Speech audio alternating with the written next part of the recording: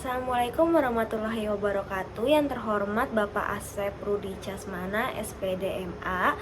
Perkenalkan, nama saya Dwi Lani Putri dengan NIM 1705622086 akan memaparkan materi mengenai identitas nasional. Identitas nasional, identitas secara harafiah merupakan tanda atau ciri yang melekat pada seseorang atau sesuatu yang menjadi pembeda antara seseorang atau sesuatu tersebut dengan yang lainnya. Sedangkan nasional merupakan identitas yang melekat pada sekelompok masyarakat luas yang terikat atau disatukan atas dasar kesamaan, bisa kesamaan fisik, kesamaan budaya, atau kesamaan lainnya. Nah, jadi dapat disimpulkan bahwa identitas nasional merupakan jati diri atau kepribadian suatu bangsa yang menjadi pembeda antara bangsa tersebut dengan bangsa lainnya. Nah, jati diri dan atau kepribadian ini merupakan hasil manifestasi dari nilai-nilai kebudayaan yang lahir dan bertumbuh dalam aspek kehidupan bermasyarakat. Dalam konteks Indonesia terdiri dari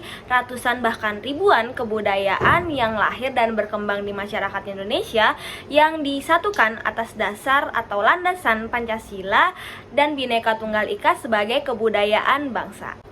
Nah, selanjutnya ada unsur-unsur identitas nasional. Yang pertama ada pola perilaku.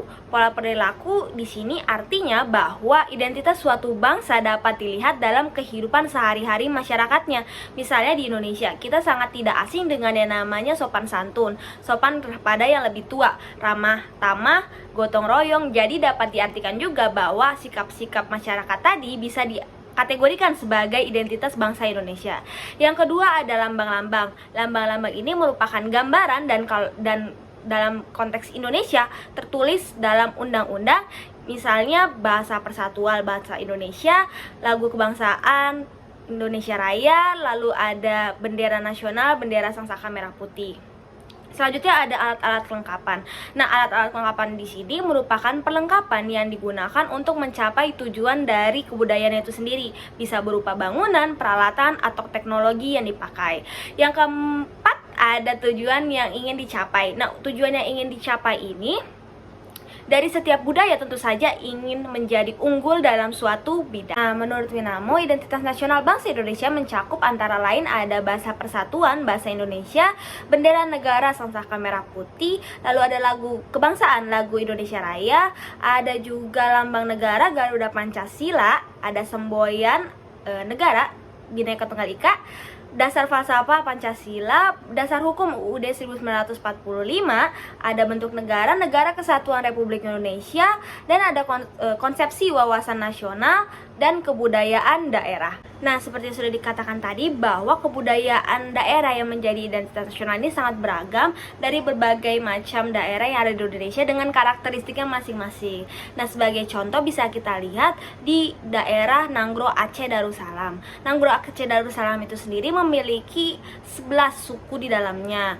Nah, untuk tari tradisional dari budaya Aceh ini bisa kita lihat ada beragam. Yang pertama ada tari saman yang sudah sangat terkenal dan diakui UNESCO. Lalu ada tari sedati, tari rampak, tari rapai, dan tari rapai geleng.